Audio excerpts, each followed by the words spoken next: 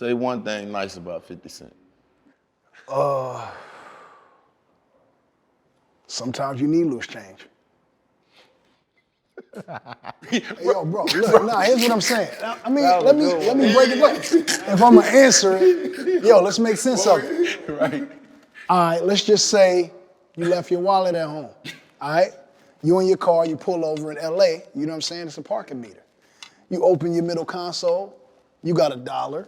You know that the parking meter ain't taking $1. Mm-hmm. And then you scrape to the bottom past the chapstick, past your earbuds, and then you find a quarter, like, 35 cents. You're gonna be able to stay there for about 15 minutes. So I'm saying, loose change, you need it sometimes, man. We had to fight to get a meal, yeah. Wrongfully accused, we had to fight to get appeals. That's why we right to get a deal. He on the team, he gotta eat, despite your skills. Keep it riding for the fam, you gotta light the wheels straight up. But in the past bad, work up in the trash bag. I'll pass a lot to take the test before I pass class. And my family needed bread, I had to come correct. That's why I keep airing it out like I just passed gas.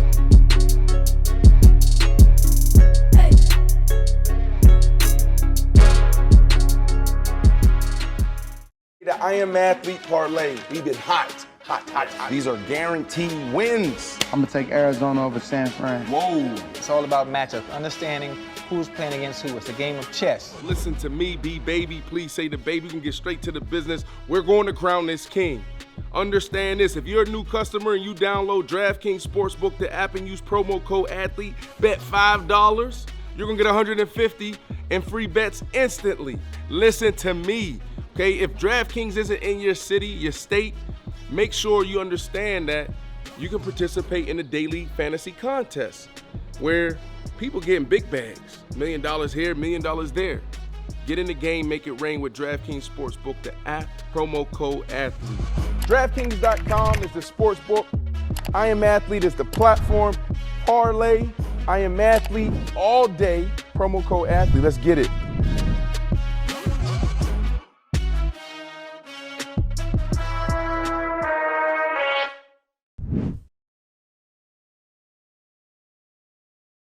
We're gonna start this show off a little different. We call this Tea Time. Tea Time is basically a space that we create for us men to get emotional, talk about our feelings. Right. So Tea Time kind of allows us to dive in, ask messy questions, have some dope conversation, right? Don't spill your tea. Cool? You like tea? Yeah. All right, so okay, everybody cool. like tea. Tea is common, man. Tea, cool. I don't know if we supposed to toast tea or not. You cheers tea? Right? Tea time. Salute, tea. Do anything. All right, tea time. Yeah. So your agent calls you. You making You up in Calabasas. And they like, yo, gang, we got an opportunity for you, 2 opportunities, but you gotta choose one. You can do this album and a whole collab with this person, or star in this movie with this person.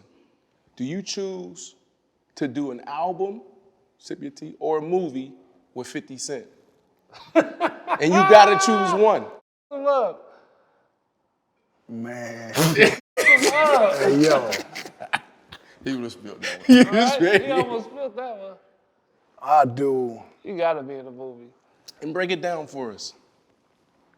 What kind of movie? Do this nigga die in the movie? If we on the opposite sides in the movie, I think the movie is he abandoned his son. And I come in, you know what I'm saying, to the baby moms and show her how, a real dad is. And then, at first he don't, he warming up. He don't just call me dad. But the type of parenting and the type of fatherhood that I, Right. adhere to children, you know what I'm saying, that I put on children, like, it's only a certain amount of time before he gonna be calling me, dad. So it's like, me and him, I don't really fuck with him, because he abandoned his kid, his own child, his flesh and blood. You know what I'm saying? It's flesh and blood. And then I come along and pick up the pieces. Now, he don't owe me nothing, you know what I'm saying? But I got problems with him. Any man that don't want to take care of their own child for any reason, I got a problem with. Tea time, we got real deep. Tea time, we get real messy. You said it was a movie, man. What's the name of the movie? Abandonment. Abandonment. Yeah. You might say, co-executive producer. You know what I'm saying? Shot in L.A. Right. T-time. Hey, Pac, what that do right there when you just do when you do that? That look like some high level London English shit. Did this? Okay, get it right. Say one thing nice about 50 Cent. Sometimes you need loose change. Hey, yo, bro, look, nah, here's what I'm saying. I mean, let me break it down. If I'm gonna answer it, yo, let's make sense of it. Right. All right, let's just say you left your wallet at home. All right, you in your car, you pull over in LA. You know what I'm saying? It's a parking meter. You open your middle console. You got $1. You know that the parking meter ain't taking $1. Mm-hmm. And then you scrape to the bottom, past the chapstick, past your earbuds, and then you find a quarter, 35 cents. You're gonna be able to stay there for about 15 minutes. So I'm saying, loose change, you need it sometimes, man. T-time. You know? Like, for real though, bro, in all seriousness, and I know, y'all situation is serious. Y'all been going back and forth for years, so I ain't going to discredit that and overlook that. That's real. But it was special seeing y'all together. Yeah. You know what I'm saying? West Coast, East Coast. And when, 50, how he entered, and then he brought you along, that was a special time in hip hop. You know what I'm saying? So I understand the situation, but I definitely want to give both of y'all flowers and everybody involved, because that was a legendary run that I don't know if we ever see again. Man. You know what I'm saying? For real. It was too, Especially it when was we too needed it much. out here. We didn't have nothing going on in LA. Nothing. Yeah, so the story is that 50 came in and wrote the documentary. We know that's not true because I have more classic albums than him. And then, but what he did, He can't help himself. bro, it's not petty. How can it be petty if it's a fact? Right, But you don't have It's to a throw fact. it out there though. Like 50 had Get Rich or Die Trying. We all know that the album, the magnitude of the album was dope at that time in hip hop, and he was a force. And then he had I think the second one was The Massacre or something like that. Yeah. And that was a pretty decent album. But really on some real hip hop shit, 50 had one classic album, one. Get Rich or Die Trying is fucking amazing. Me, I've had several, and I'm still here right now, putting out an album in 3 weeks. Drillmatic. And so, Drillmatic. And so, 50 had his time in rap, and then he did what a real should do and transition. When it was over for him, he went into TV and look, it's amazing. He got a star on Hollywood, you know what I'm saying? People walk on it, step on it every day, and that's all cool. I watch BMF, I like Power. The Tommy shit, that was the one where I was like, eh. But I like the Isaac Wright joint that was on NBC, I think. He does amazing in TV, so just stay there. Right. Yeah. I love it. Oh, and then as far as the album, just to finish up, because I don't want it to be open-ended. He helped me on the documentary tremendously, and then like you said, it was a thing. Game and 50 was a super huge thing. But as far as my skill set and what I'm able to do lyrically, there's no better than that. So just cut all the 50 wrote for Game. 50 wrote for 50 and did his part. And then you got to know, when you a group and you in the studio and you writing, you know what I'm saying? It's like you. When you catch an interception, right? And you turn the fuck around and you go score, that's a personal accolade for you, but you're really doing it for the team. The team wins. So when we in there and I'm bouncing my lyrics off of you, and we all in the huddle, and I'd be like, yo, Swaggy, what you think about if I said, the palm tree grow higher than the cloud, and you're like, I fuck with that. That don't mean that you wrote it for me, but you get writers credit. So we was just in there doing what we was doing what the Locks would do if they were in the studio. You know what I'm saying? Or Bone Thugs or anything like that. So it's I don't be, come up and be like, yo, I wrote this for this and I wrote this for that, and I was right here leaning against the wall on Get Rich or Die Trying, so I need credit for that. It's just you rap, I rap, I'm just a better rapper than you. And that's cool, because you're a better TV producer than me. Hey, well, let me ask y'all a question that people don't normally ask y'all, and I know this y'all show, and it's all good. We love when y'all But when you, because names are everything, right? And I'm gonna tell y'all a quick story, and I'm gonna get back to my point. My point is this, 40 Glock, right? Yeah. He was going around LA punking niggas, punking rappers, and Jamie Foxx will tell you the story. He had, not to on nobody, but he had plies trapped in the bathroom and like, you know, like literally wouldn't let them come out. And wanted them to come out, but had it surrounded. And Jamie Foxx was there and blah, blah, blah. And, you know, like he was going around, he ran up on Baby and Wayne in a car in LA and tried to punch. And he ran up on the car, like, get out the car, talking to Wayne. And this shit was all happening on, you know, LA soil. So what happened was I kind of got into it because Wayne, and I'm from LA, and I felt like, nah, you can't press niggas in LA like that, right? So I got into it. But the name 40 Glock to me, in my mind and my heart was like, damn, like when I see this, it's gonna be up because this nigga be doing niggas in. Right. So the name, you know, it was like his name was in lights out here on some, you know, like 40 Glock, right? So when I saw it in real life, my heart was beating. But I had already talked he already talked it. But he was over there, he seen me, I seen him. And I pumped myself up. Like kind of if I was about to face like D Mark. So I'm rocking, I'm like, what happened? We about to do our shit. Ain't no, I couldn't go backwards. Right. That's the Mark. He see me, I see him. So I said, you know what, nigga, fuck it. We about to go over here and get our ass whooped. Let's go. So, cause it's 40 Glock. Right. Look at 40 Glock, y'all. So, and then this Jamie Foxx told me a story that had me like, damn. So I'm like, I'm saying, fuck it. Yeah. So I go over there, I start approaching him. He started walking away. Yeah. I said, oh, what's up? So, you know, my shit going like, I got it. So this nigga started walking down the driveway, and it was like a driveway that went like this, and it had high trees. So he was going that way, he couldn't see that I was going this way. So when we got to the end of the driveway and we met, I was like, now I'm amped up, because he tried to make an exit. So I'm like, what's happening, blood? And that nigga took off running, homie. So, again, we all know what happens after that. So look, going back. Look at 40 Glock, Look at 40 Glock, the reason I took the camera out. Look at 40 Glock. The reason I took the camera out is because he liked to take the camera out. He liked to pull the camera out and like embarrass the bushes. So yeah, I thought my shoes and everything. But anyway, that's back then. So the point I'm trying to make is that names. So when you coming up to the line of scrimmage, right, and you see you see Pacman Jones, and it's like Pac-Man, like Pac-Man, that's a dope name. Right. Yeah. Like, I had some who wasn't even like in football like that. They were always like, oh, I want Pac-Man. His name's Pac-Man. Like my homies I play Madden with. Right. And they always picked it. I could never get you in the fantasy draft off of the name. Yeah, so I'm saying, when you match up with Pac-Man, do you feel like this Pac-Man? Like I gotta 100%, but it's also. And do you do like this B Marshall? This 6'5". Because like what you said, it's like even that, you know how it is. You go against a regular dude, I ain't gotta do much film study. I ain't gotta do much work. I already know what time it is. I'm gonna get busy. But when it comes to Pac-Man and Darrell Reeves of the world, and you know, I had some major battles, the Champ Baileys of the world, and you go on and on and on, you gotta do extra work. You gotta study.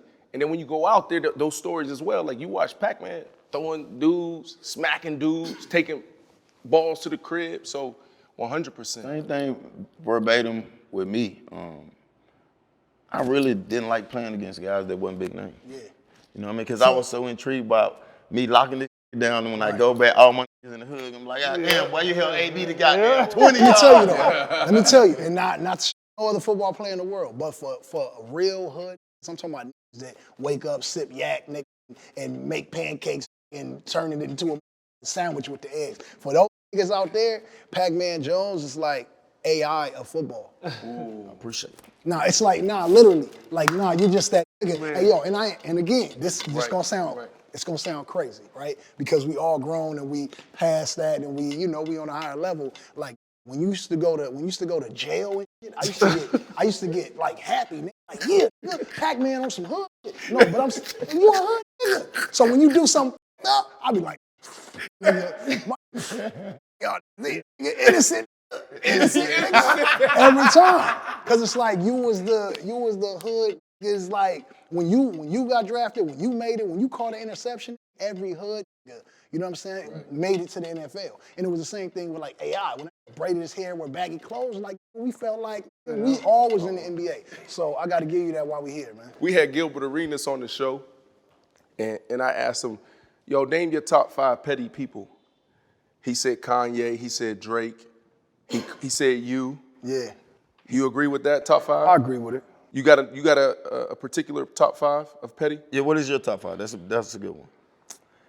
I'm definitely up there. Gil Petty. He Petty. Yeah. Nah, Gil Petty. Gil Petty. Gil might be number 1. I agree. His petty comes with like research. Yeah. He dig, you know what I'm saying? Right. 50 got like that petty to where like a few words might be misspelled on accident or purpose or whatever, but it's gonna be, he gonna say what he wanna say. It's gonna be committed. Right. Now Still me, threw a shot at him. my level of petty is like educated. You know what I'm saying? Because I'm well spoken, I'm also a hood, and I'm funny. So it's like I'm gonna give it to you. Said Exactly 50 the was way. dumb, and he said, You know what I'm saying? You don't misspell words. You understand exactly. He said 50 was what dumb I'm and saying. I'm educated. He said 50 gonna misspell some shit than me. But it don't take away from what he has been able to amass. Like Right. I watched the show, shit, and you know he had his time in rap, and it was a good time. Like at one time, like 50 was that. Jimmy Iovine was like, and maybe it was Dre involved in this conversation too, is like, yo, y'all the Beatles, don't break up the Beatles. That was Jimmy Iovine. That was Dre. Jay. Yeah, it was just me and Jimmy Iovine in Jimmy's office with 50, and then we flew to New York to go squash the beef. And once I got there, it was, I don't know, man, I was feeling weird. I felt like I was in like a controlled environment where I was a puppet, and I didn't feel comfortable. So that's why when you look at the pictures, I'm a little bit disoriented, and everybody else is kind of like happy it's happening, but I wasn't really happy with that. But I did it because I was paid. I got paid to do it. I don't be turning down no bags. Eminem, overrated, underrated? I say slightly overrated. Slightly overrated. I think it was the time that he came in. I think he came in with Dre, and whenever you get certified by the Black Hand, it helps you out. And then there's a thing called white privilege too. And like, it is what it is. Like it is what it is. It exists and it helps. Can I push back on you a little bit? You can do whatever you want to do. It's your But show. I'm in LA, we good? No, man. I'm you good. good, man. Nah, man. All right, but look. Growth, my brother. Growth. Yeah, you talking about growth. He's still, you still out there, boy. You talking about growth. You still gay, boy. Right. So we're talking about Eminem right now. And probably about 10 years ago, you was doing an interview. I don't know who you were sitting down with, but you talked about like, look, no rapper want to go against M. You know what I'm saying? You was like, it just don't make sense. So now we're 10 years later, and now, you've been really outspoken about your place in hip hop history, or, this whole Eminem conversation. Talk to me about like why things have changed from that interview from 10 years ago. When you was 4 years old, did you need help crossing the street? Yeah, 100%. What about when you was 14? No, I was good. 10 years, a long time. How I felt back then, I don't feel the same. And the reason I felt like that back then, because I was part of a unit, and I was part of a family still. And again, when even before I was signed to Aftermath, they put Eminem on a pedestal. You know what I'm saying? For sure. Interscope put the bag behind him. Media, which is predominantly run by white people, which I'm glad that we have I Am Athletes and $1 million worth of games and all these different podcasts where we can come down and sit down with people that look like us and talk about real shit. And I know it's gonna get out there and what my words are not gonna get misconstrued. Now we have this platform, but back then we didn't have that. It was whatever they say goes. This is where the bag is. MTV, y'all better do what we said y'all better do because we gave y'all the money. Y'all got the money, right? Yeah. Okay, BET, y'all got the money, right? Okay, y'all got the money. Okay, whoever, like whatever the media outlet is, they're paid to do it. They're still paid to do it. It's called promotion. Companies put the bags behind the biggest artists. You know what I'm saying? So if you are, and let's just say Adele, right? If you are Adele, you're getting the bag behind you. Now a singer that can sing just as good as Adele on the same or a different label might not get the bag behind her. It really breaks down to the politics inside of the building. And let's just say this girl who can sing just as good as Adele don't wanna, and this isn't about Adele, but let's say this girl doesn't smile at the A&R the way that he thinks he should smile at her. He might kill her whole record. He might go back and tell the record exec she don't have no good music. Right. It might never get to the channels. So I'm saying, they made sure that Eminem was gonna be Eminem. Yeah. It didn't matter if you listened to it or I listened to it or you listened to it. They were gonna make sure. Yeah. And even if nobody listened to it, they were gonna manipulate the numbers and put the bag where it needed to go so that it can seem the way that it seemed. And I was a fan of that too. I was a fan of Dr. Dre and hi, my name is, that came out of nowhere. I'm not saying that Eminem can't rap and he's not an amazing rapper. All I ever said was he's just not better than me. Right. Now, if you put 200 million behind Drillmatic, I'm taking home 14, 15 Grammys this year. That's just what it is. It's a system. Right. It's just like the NFL. It's you both, all three of y'all. We all athletes. Y'all professional and me, Earl Manigault or something. But you know for a fact that there's out there in the hood that never made it to the NFL that can run faster than Pacman Jones and that can catch better than you. Right. But you might have had a bad attitude, cussed out the wrong coach. You ain't get the visit because, you know what I'm saying? Because this was a safer athlete. It's like the Super Bowl. The real reason I wasn't on the Super Bowl is because I'm not a safe artist. You don't know what game gonna do when you get up there. So it's just like, he not safe. So they went with the safe artist. How did you feel about that? I feel like this. I'm gonna put the T down because I don't even need the T. You know what I'm saying? Okay. For this. I feel like the Super Bowl is in LA, right? It's a Dr. Dre Super Bowl, but it is Jay-Z. But Jay-Z understands the dynamics of West Coast hip hop very well, right? And I don't think Jay-Z would have had a problem if Dre would have said, we bringing Game on the Super Bowl. You had a song that was classic for it. Number one, outside of myself, I also think that YG should have been on the Super Bowl. But that's just me. But you're older than YG though. It's not that. It's the rules. LA. It's LA, bro. If it was a New York Super Bowl, you might have saw Jay-Z, you might have saw Nas, you might have saw Mary J and 5EO Foreign and Alicia Keys, and you might have saw anybody, because we on the West Coast are the only that have this crab in the barrel mentality where we want to keep down or don't do things based on what somebody else might think it looks like. Snoop Dogg was there because Snoop Dogg is safe and he a legend. It's like Snoop. My grandmother knows Snoop, and so do my children. You know what I'm saying? So it's like Snoop is an icon. Dre is an icon. M is an icon, but M is not from LA. 50 is not from LA, and I'm not taking away from the fact that they were on the Super Bowl, but LA have been on a Detroit Super Bowl or a New York Super Bowl. It just wouldn't have happened. You know what I'm saying? Yeah. You wouldn't have needed Snoop Dogg on a Super Bowl in New York, and it wouldn't have been like that. So it's like, if it's in LA, right? And you tell me if I'm wrong, y'all three real. If it's in LA and we're doing a Super Bowl in LA and it's Dr. Dre Super Bowl, and all that I've done for this city, and I'm an A-list artist, and I'm still in the streets, 10 toes down every day, every single fucking day. I ain't walking around. I ain't walking here with no security. I don't move like that. Like I move around LA. You know I move around LA. I'm at the cleaners. I'm at the Trader Joe's. In the hood. I'm in the streets. I'm out here. You know what I'm saying? The fact that I'm sitting here talking to y'all today is a miracle to me because I should have died 10 years ago with the type of time I be on out in the streets on some real shit. But there shouldn't have been no LA Super Bowl in LA. The Rams was in the Super Bowl, bro. LA, all around the Super Bowl, and I don't get the call. So how'd you feel? I felt disrespected. So the tattoo coming up? I don't know if that's a feeling. Can we Google if disrespected is a feeling? All right, let's. All right. I was hurt by that. Thank you. Thank you. I was hurt. Thank you, gang. And yo, and let me tell you. Snoop didn't do me like that. Kendrick, it's not his Super Bowl. It's not Snoop's Super Bowl. I talked to Snoop about it. You know what I'm saying? Mm-hmm. Snoop was like, cuz, if it was my Super Bowl, cuz, we'd have been in that, right.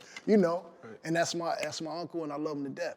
I feel like Dre should have called and said, why? I would understand that, because I talk to Dre. I talk to Dre often, and I just felt like, I just know if I was Dre and he was game, he would have been up there. That's just it. It's LA, and I am LA. Like I am LA. I'm in the streets. Right. And that's it. So yeah, it hurt. Now, am I bothered by it today? I'm not bothered by it today. What song you would have done though? Huh? What song you think you should have done? I felt I could have done anything. I could have done, if you was gonna have 50, we could have did 8 of them. We could have did How We Do. I could have did West Side Story. I could have did One Blood. I could have did anything. Yeah. If you had to pick one, what would you have picked though? Huh? If you had to pick one? I And think how they- you would have came, because 50 came out upside down. How you would have Yeah, I definitely would have had 10 toes on the ground. You know what I'm saying? I ain't What song would you do? You're not gonna rotisserie chicken meat. Up there spinning like he had no Pollo Loco. But hey yo, let's say this as we talk about feelings. I feel that it was an amazing Super Bowl and it was a win for our culture as a whole. Right. I just felt like if it was gonna be in LA, like you know. Right.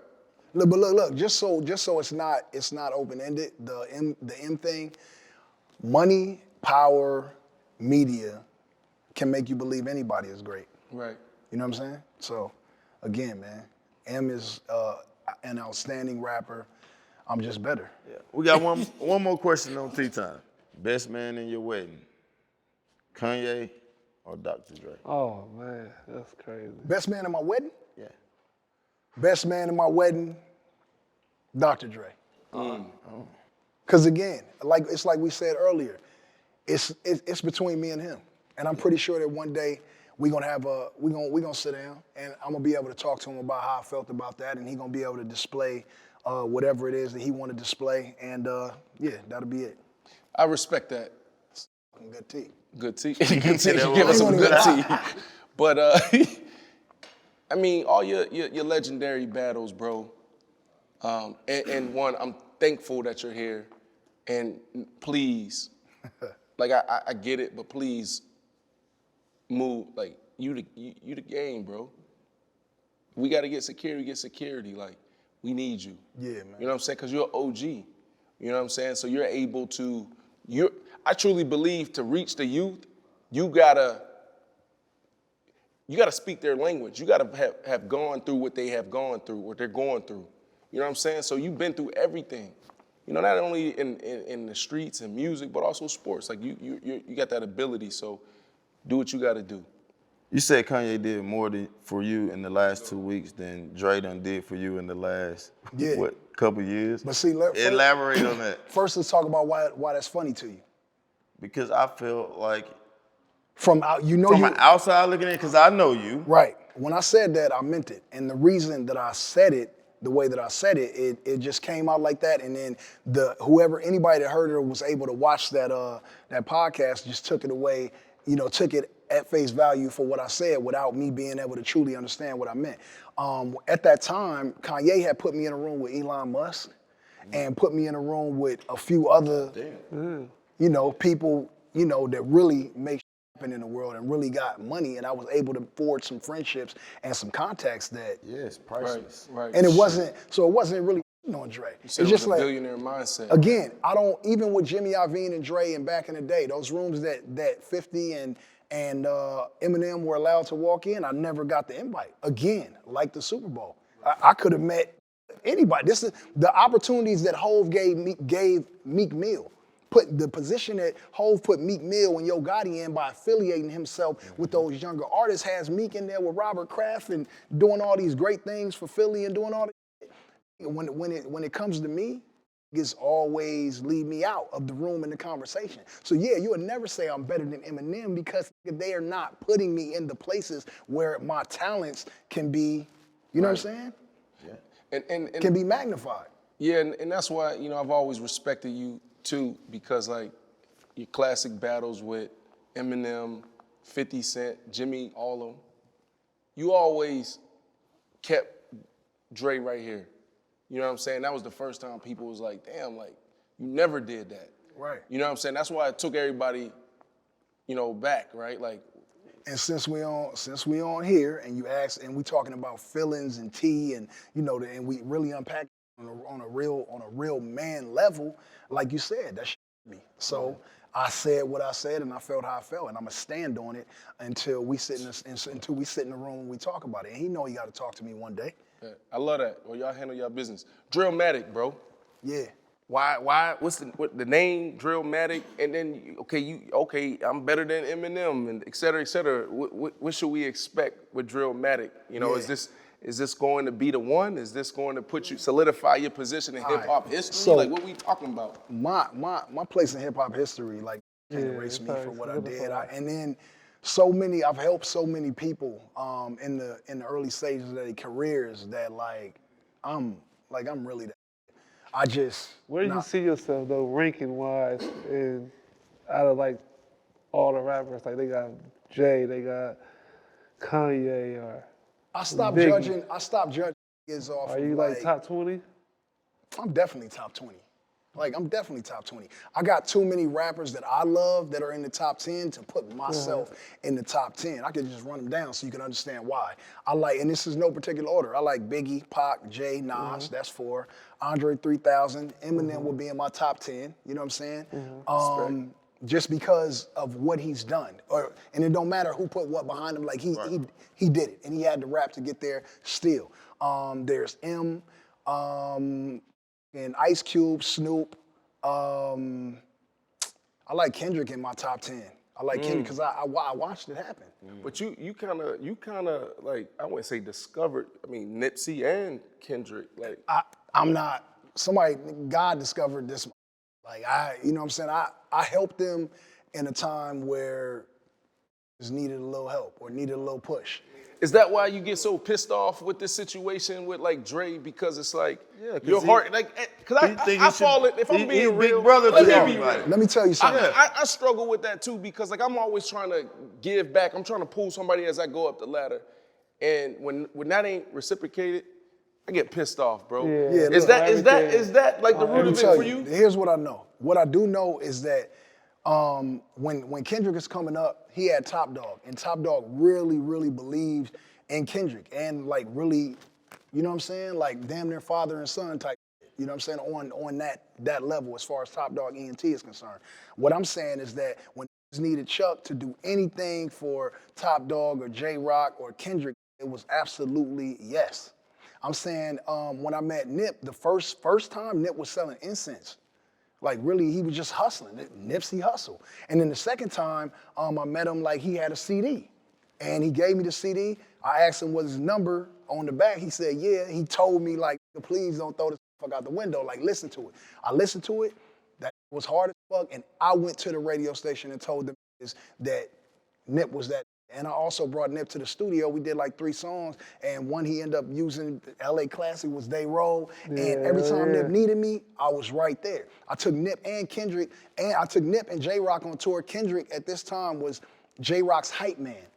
And when I saw what Kendrick was doing on as J-Rock hype man, I pulled Top Dog to the side. I said like, let me get, you know what I'm saying? Let me get Kendrick. Let me get Kendrick. He like, nah, he's special.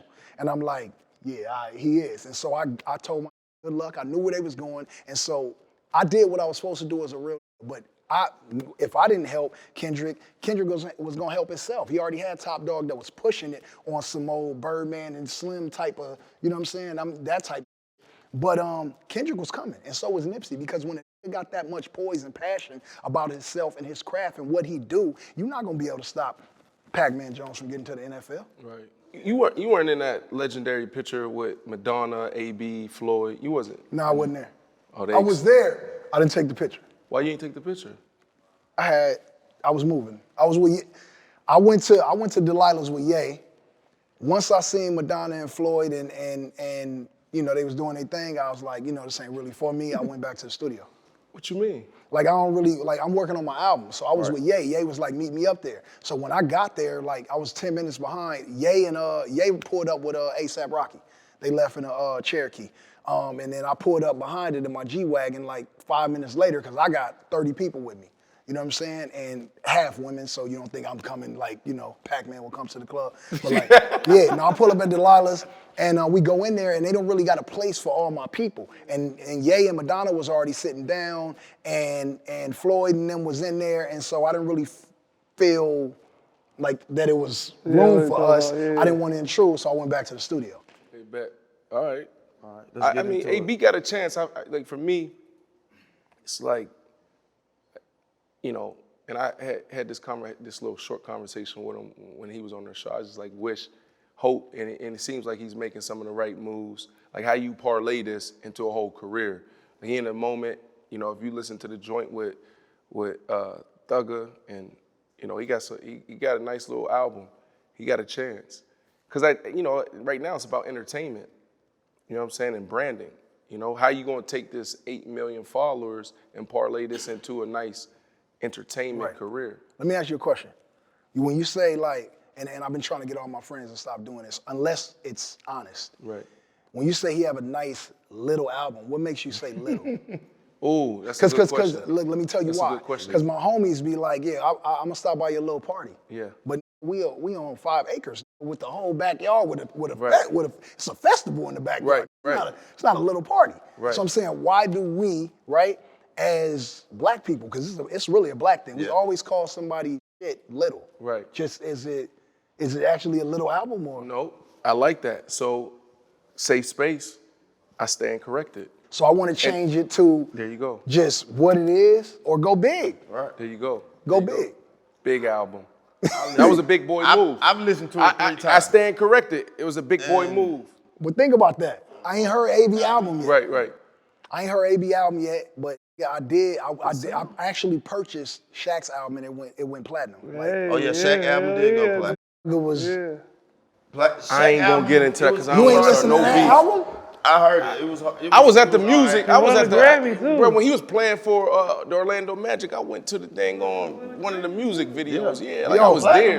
Shaq went platinum and won won some awards with that, man. Yeah, that's a good little conversation right there. Dame Lillard. Dame is nice. Dame be kicking it. Yeah, but this album, AB, he did his thing. Dame man. lyrically sound better, but the songs and the producer that AB was working with put the songs together. Put an album together.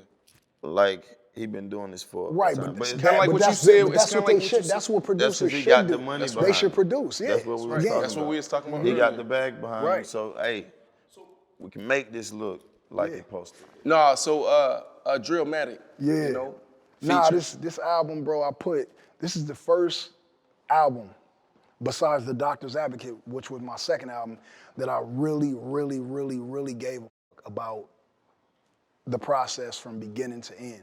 So when you hear Drillmatic, I mean you, and anybody that's watching this, anybody that hears Drillmatic, when you listen to it, you're gonna get quality rap music.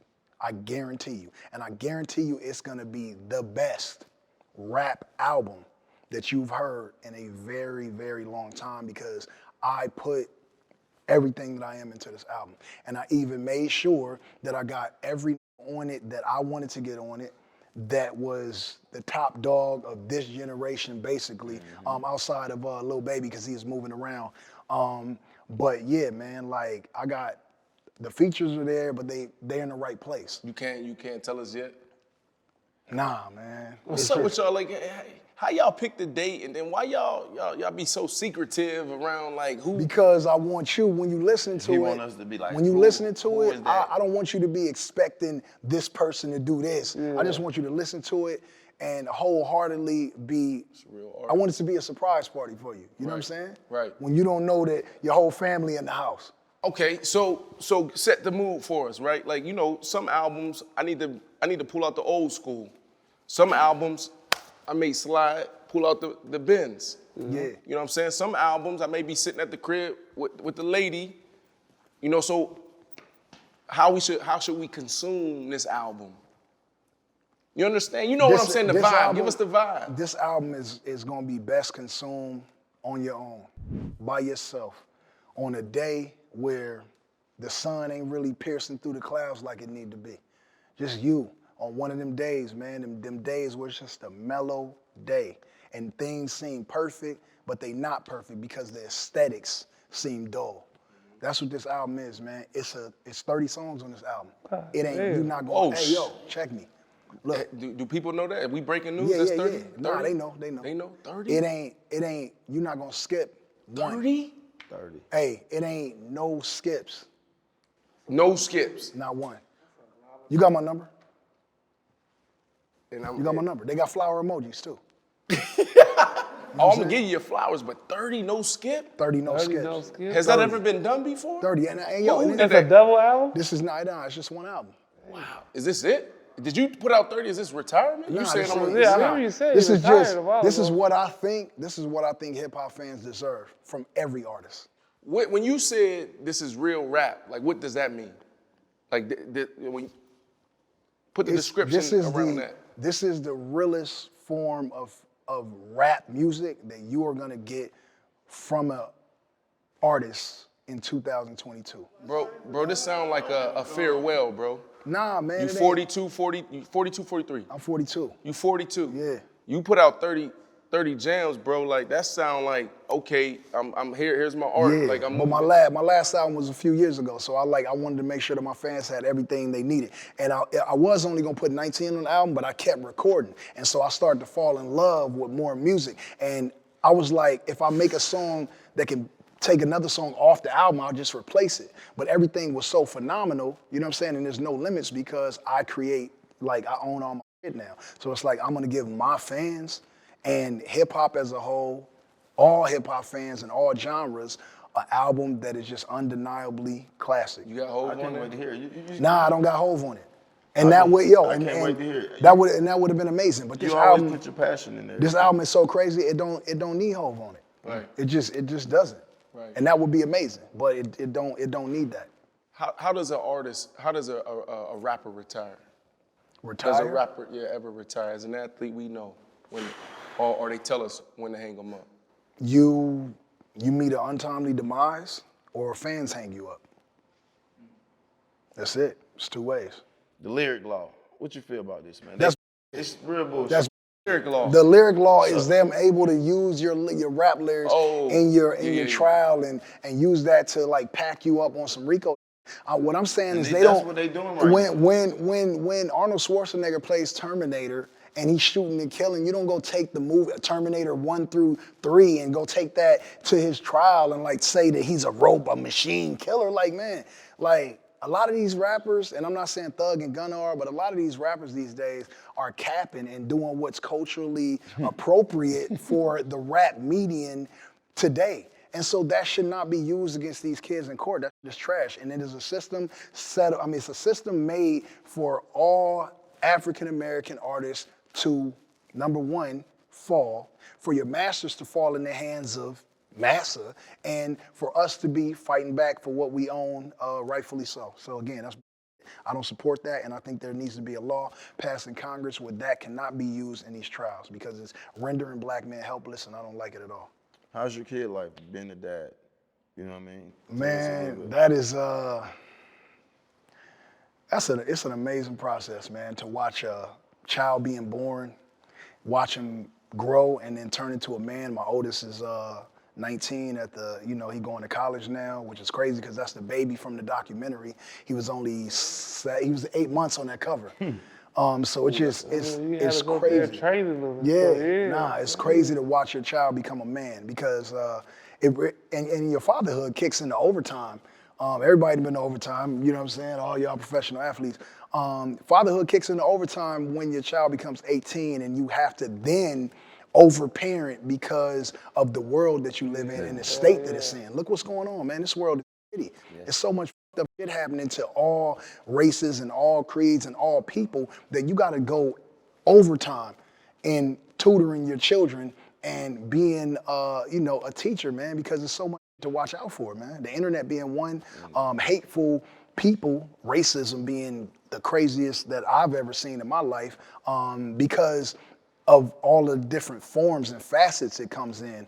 It's just, look at the Buffalo shit, that was terrible. The Uvalde shooting, terrible, man, but it doesn't erase the ones before it. It's just like, damn, still? Right, and what do we do now? Well, let's go march, let's go put on our black shirts and stomp the street. Like, nah, man, it's something else gotta break, man. Cause all the protesting and all the Black Lives Matter and all this and all that, it's not working, man. Cause people still fucking over people. And I don't like it one bit. So again, my parenting is in overtime. Like mine's gotta make it. And if they don't, I'm gonna rain hell because they all I got. I don't think, but I hate to even think of something like that. That's Every day I got 3 children that go in 3 different directions. And I'm putting faith into the world and teachers and schools to make sure that they get back home safe to me. And that's a fucked up process to have to go through day in and day out as a parent. So in sports, we have agents. You know what I mean? When we want out of our contract, we call our agent, hey, Peter, I need you to go in here, tell these folks I want $10 million a year. If they can't do it, release me. I want to go somewhere else. You did the Rick James when you wanted out your contract. I mean, up on the table, like, hey, you gonna do this the right way, or yeah, man, I'm finna get out of here. This is way too many albums. So tell us about it, man. You tell us about what happened. And for me, that's an important topic because like when you talk about it, you never talk about the room. Right. You know, like I really want to take us into the room. All right, well, basically, man, I was just, I was unhappy, and I felt like after my first album at Interscope, because of my, you know, all the turmoil and because of the beef with, you know, when you beef with 50, at that time, 50 was tied to Eminem. Eminem is Dre. Dre is Jimmy Iovine, and so it's a whole family right here, and you on the outside looking in now because I decided to not be a bitch, basically. I could have not said about nothing. I could have said something different on Phone Flex that day and right now be worth probably 100 more million, 200 more million than I am. But I'm not able to sleep at night if I don't walk in my truth. So I spent the rest of my next 4 albums on the outside looking in. Like, this would just give me enough money to finish my album. I couldn't even shoot all the videos I wanted to shoot because they would tell me my budget ran out or this or that. And I know what that is. That was inside hate from the powers that be, who wanted to keep me down, you know what I'm saying? And didn't want me to surpass. And it's like I could never understand that because Dr. Dre didn't care if Eminem was bigger than Dr. Dre or if he ever grew to that. M didn't care if 50 was bigger than Eminem. But when it came to me, 50 didn't want anybody in the group to be bigger than him.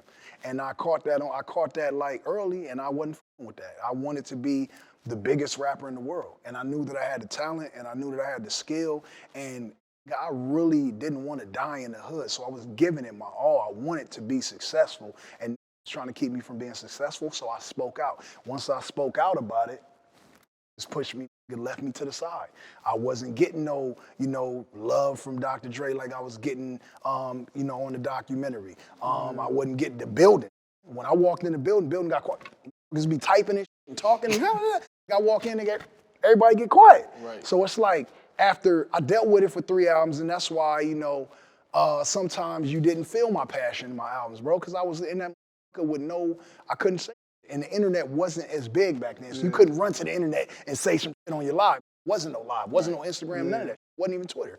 So I'm saying I had to deal with it emotionally.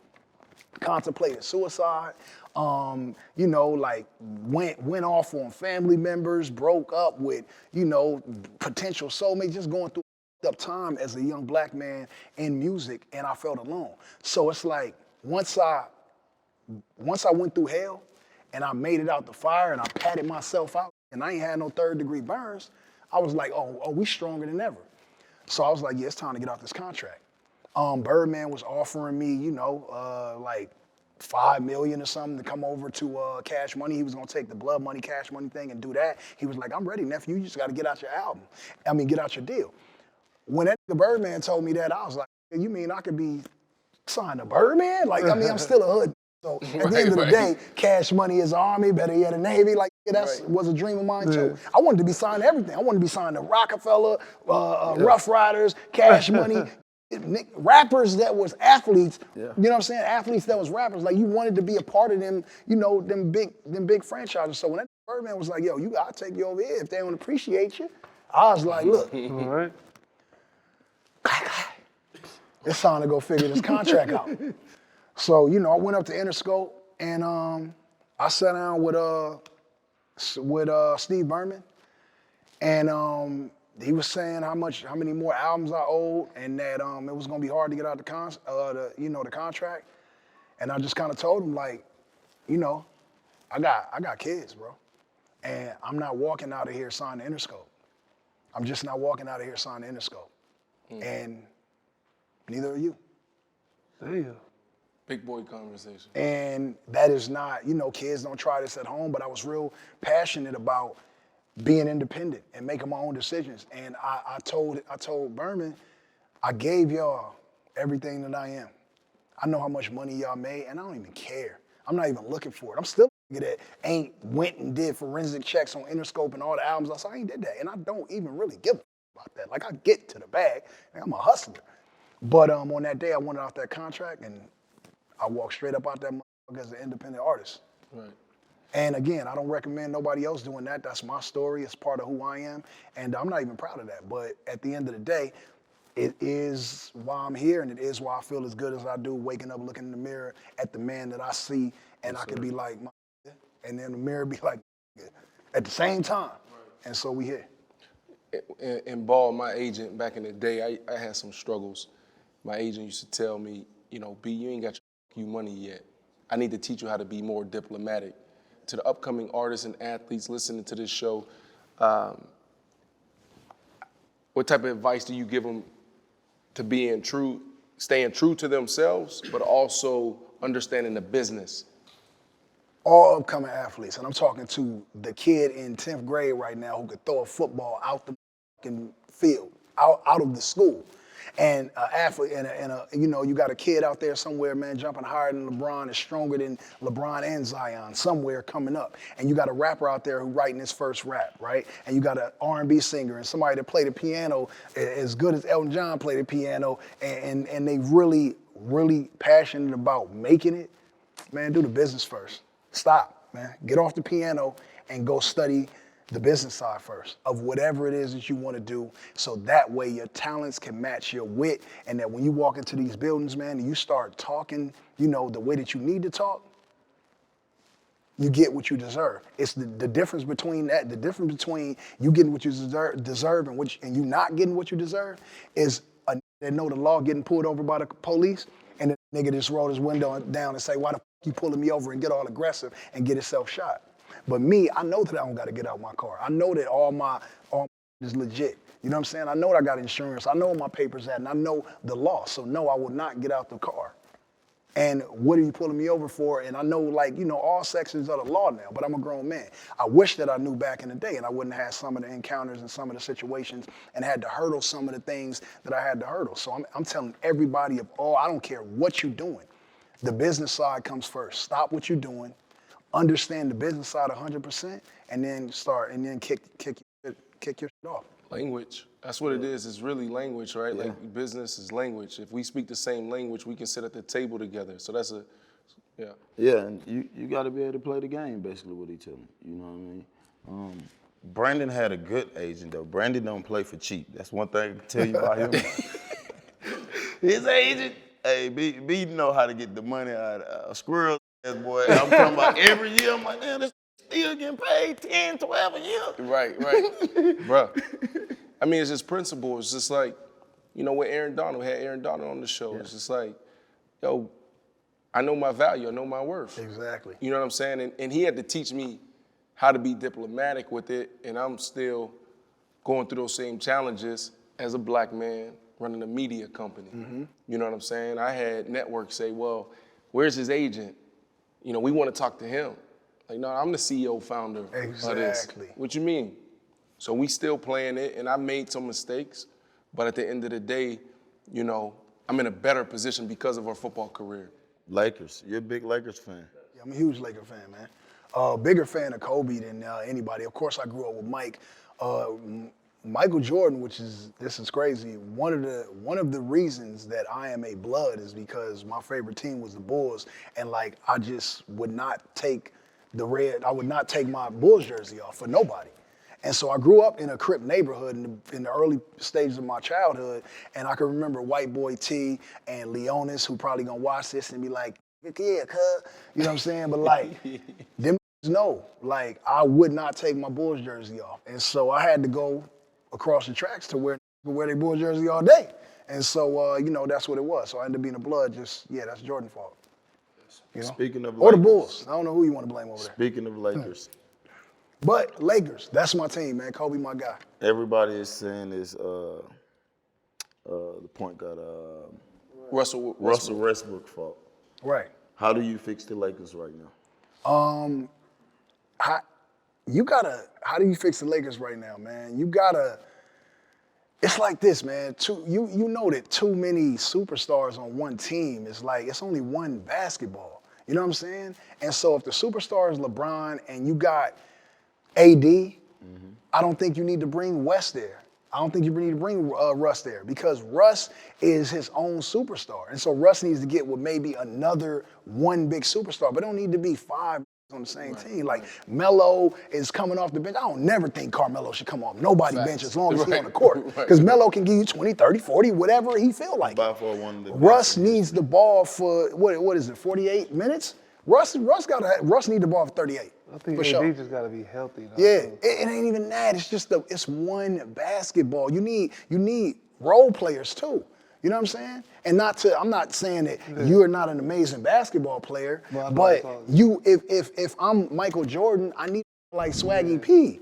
You know what I'm saying? I don't need Charles Barkley at the 2 and Olajuwon at the 5 and Patrick Ewing playing power forward. We're gonna lose because these guys like Caldwell Pope and you know Monk and these guys, these Jordan Pools, like these got to get the rock because these are guys like Steve Kerr and John Paxson that can make amazing shit happen that don't have a shoe deal. That's the Lakers' problem. I love it. You the GM. We're gonna sign you as a GM. GAME, but you know. I want to go back to end the show this way. You know, you flew through, you know, this sound bite. You said during that time when you were going back and forth with Interscope, you know, you contemplated suicide. Talk a little bit about that. So suicide, I understand it. I understand it to be exactly what it is, right? Suicide is taking your own life, right? Or in layman's terms, you could be committing suicide if you do something that is going to be career ending or something like that, depending on what what genre of life we're talking about. But suicide as itself is a very, very, the thought process is a disease. How to overcome that is to empower yourself. See, a lot of people who are struggling with their mental health and their capacity to understand that the love comes from within, it starts with you, don't have people around them to tell them these things. So that's why I'm glad that you touched on this, because people that commit suicide are looked upon as weak. Weak people, right? Because they want to immediately do away with life as we know it and all of the things that we have put value in. We don't want to commit suicide because our car and our woman and, you know, our family or our shoe collection, like, if I kill myself, my chains, like, who gonna get that? Like, people that kill themselves are the strongest people on the planet. Because do you know how much courage and strength it takes to remove yourself from the earth, yourself? You think that? Yeah, I think that. I don't think that you got to understand the reverse. I don't know if I feel the same way. That's making sense. And the only reason what I'm saying is, well, I'll let you finish. Go ahead. You can finish. If I gave you a gun right now, you got to think about that. If I gave you a gun right now and told you to shoot yourself, That's tough. or shoot anything, shoot anything. I'm going to shoot anything you tell me to shoot before I shoot myself. Yeah, but here's the thing. To shoot yourself, you have to be strong as to bypass all of the thoughts that it takes to keep yourself here. You know how much, man, look, man. I know what you're trying to say. You know how much shit that you got to think about before you finally get to that act? How many days that you've had to endure that pain on that level? We ain't went through that pain. And the reason why you can't relate and I can't really relate, see, I understand it because I study it. But the reason you probably can't relate because you haven't went through those days. You know what I'm saying? You probably felt like at one point or a time, like you probably thought about it, like, damn, man, this is a fucked up day. What if I kill myself? What if? It's just a thought. But it's people really out there. Every single day they wake up as their last day on earth. You're not with them, you're not inside them. Those emotions, to battle that, to get to the final fucking day, you gotta be the strongest on earth to get there. Well, and I'm telling you that. Well, I respect your opinion, you know, and for me. And that's all it is an opinion. Right. I mean, for me, I think the strongest is someone who fights those thoughts and actually overcomes it. I think there's two populations. I think there's people who fight those thoughts for a lifetime, right, and then, you know, finally succumb to that. But I also think there's a population of folks that's like, life is tough, and it's like, I'm gonna take my life. I think that's a bigger population than those folks who fight those thoughts every single day for a lifetime. I say I'm not saying you're wrong. I'm not saying I'm right. I'm not saying I'm right. I'm not saying you're wrong or any of us. What I say is that I appreciate life in all facets because I have amassed a smooth fortune. I have children to live for, and so it's not about me. But am I strong enough or weak enough to commit suicide after going through that I've went through? I think I'm both. I'm strong and I'm weak. And in that is human. And so we'll never have the answers because we can't dig somebody out of the grave that committed suicide and ask them. And so all we can do is research. But then the things that we're researching are only human opinion too and human research too. And so even a person that studies suicide every single day of their life still hasn't committed suicide to really understand it. All I know is that the world as a whole, needs a lot more love than we're giving each other, and that will save a lot more lives. And so you have people like me and you who are fighting different things. We're all fighting different things on certain days. You know, when you get in your car, when you get alone, or when you go hoop and you getting up shots and you need to blow some steam off, we all go through those days. And so we fighting to stay alive.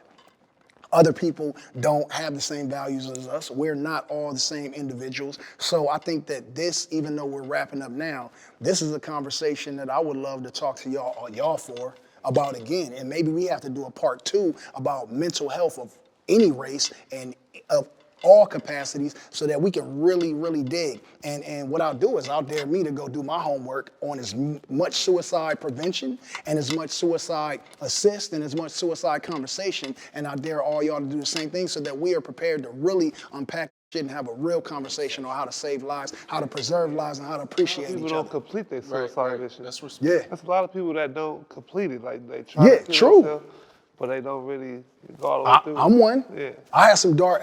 I've had some dark days. Right. Dark days. Right. You're looking at a person who doesn't have a father because he died of a heart attack. I got 2 dead siblings. I've been shot. I've lost countless homies. I've been to so many funerals that I contemplate if I want to go to my mother's.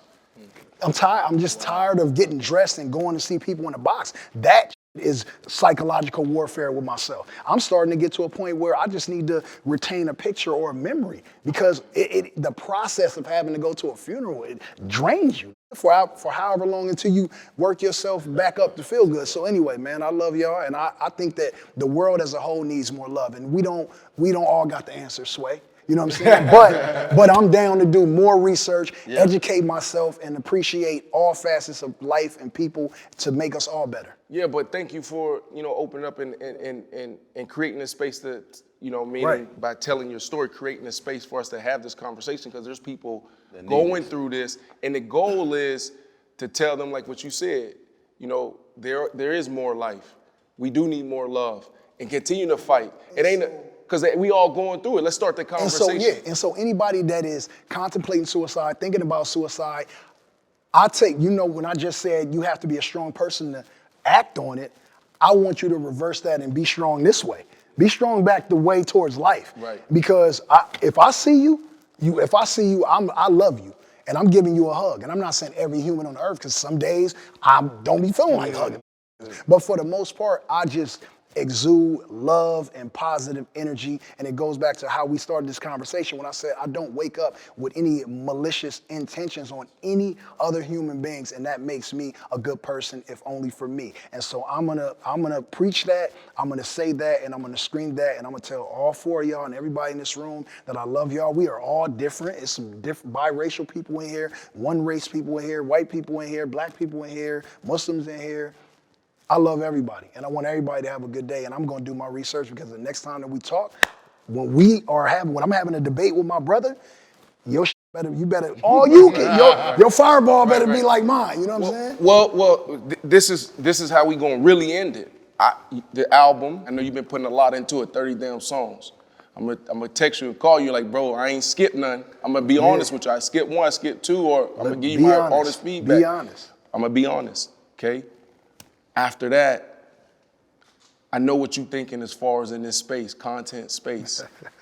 So when you launch, I can't wait till you launch your own show, your own podcast, whatever format you want to put it in. Who's gonna be your first? Who's gonna be for your first guest, right?